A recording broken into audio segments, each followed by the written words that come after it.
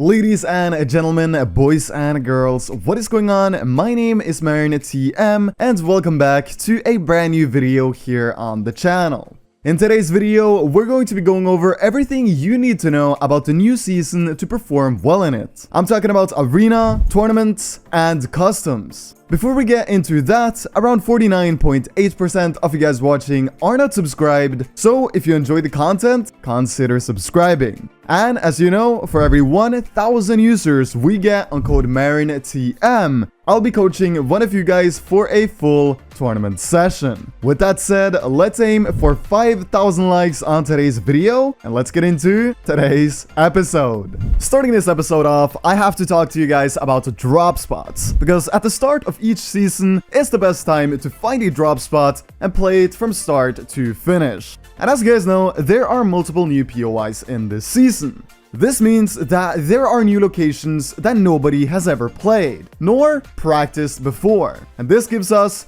as players, a lot of room to learn these new POIs before anyone else. Meaning, we have the advantage going into this competitive season. In addition to that, 99% of players are not going to go to the new locations, because they think it's smarter to go somewhere they have been before. In other words, the new locations are definitely not going to be heavily contested, and the players that land there will most likely not know everything about their drop. And I know what you guys are thinking. Marin, surely a lot of players are going to go to the Spire or Bony Burbs. But the truth is that in tournaments, these two drop spots are very likely to be some of the most uncontested POIs. And this might sound insane, because Bony is literally tilted and the Spire is probably one of the most broken new locations. But hear me out. Over the course of the last season, I spent countless hours VOD reviewing our games from tournaments. And in pretty much all of those games, one of the most uncontested spots on the map was, believe it or not, Salty Towers.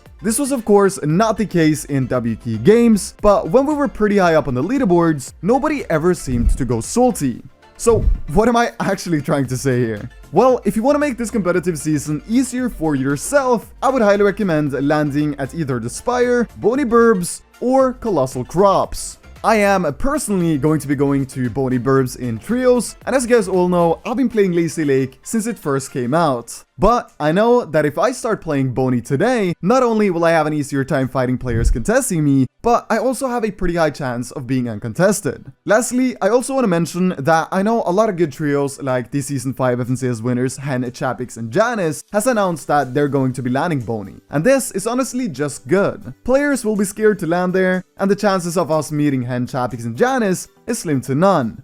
So, simply put, do yourself a favor and learn one of the new POIs properly, and you'll most likely do better in this competitive season compared to the last one. This is once again a no movement meta, guys, and what does this mean? It simply means we pretty much have no movement items like launch pads, bouncers, or shockwaves. So if you want to adapt to the meta and do well, you have to play custom game matchmaking. This isn't even a question this season. If you want to do well, spend your hours in customs. In customs, you'll learn how to rotate, play moving zones, and find refreshes. In contrast to arena, you'll learn how to become smart and improve your game sense. In arena, you'll improve your fighting a lot. But even though fighting is very, very important, you'll not win tournaments because of your fighting skills. You need to be a smart player this season. This is a massive difference to the meta a few seasons ago, when we had launch pads, shockwaves, bouncers, crash pads, and everything. You didn't need to be a smart player simply because you could just W key until you had good movement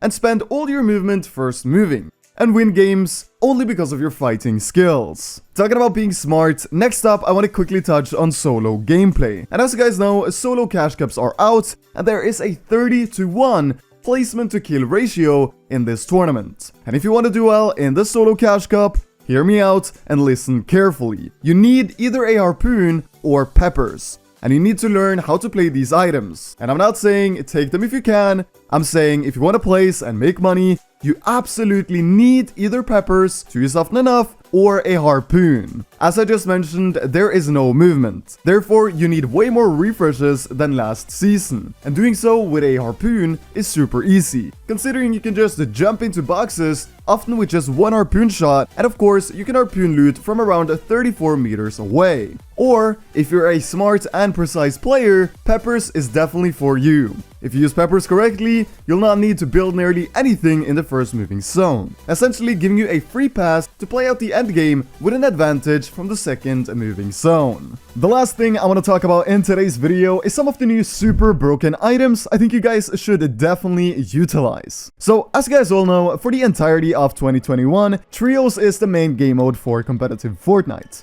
This means that you have a lot of opportunities to hold odd items you usually wouldn't carry in solos. The reason you really want to take this time before tournaments right now and learn how to absolutely abuse these new items is simply because a lot of players going into tournaments will not know how to defend themselves against these items I'm about to tell you about. The first item, and arguably one of the most broken items this season, is going to be the cuttlefish. If you get the cuttlefish and know how to use it correctly, this item is insanely OP.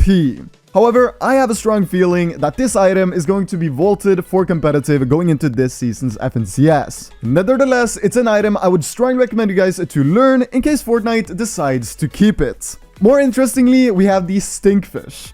The stinkfish is insane. Not only will you do a ton of damage in a short period of time, but you'll also make an opposing trio use a lot of their mats, because they have to build out and make new boxes. The stinkfish, in contrast to the stink bow, makes a wider stink and it does more damage per second. The stinkfish is definitely an item I would recommend everyone to carry if they have an open slot. And lastly, we have the primal shotguns. Whether you like it or not, these shotguns can be absolutely insane. The amount of damage, especially the mythic one can do per second, is unmatched. And even though this is an item a lot of people would classify as unskilled, we shouldn't care about that if it wins us games and fights. Guys, that is going to be it for today's video. I really hope you learned something new, and maybe you can adapt some of the things I have said in today's video into your own gameplay. Remember, if an item is easy to use, unskilled, or annoying, then you should use that item. A lot of people don't use certain items because they don't want to win using unfair items. But please don't have this mentality. If anything is broken, abuse it whilst you can. Get those placements and start earning some money. I also want to mention one thing before I end the video. Tomorrow, I'll be posting a masterpiece of a Kovacs video that I'm really proud of, and I think a lot of you guys that have Kovacs will massively enjoy. I am literally smiling just talking about it, because I know this video is going to help so many people, and I can't wait to share it with you all. Anyways, my name is M1K3 Editz. Stay safe and take care.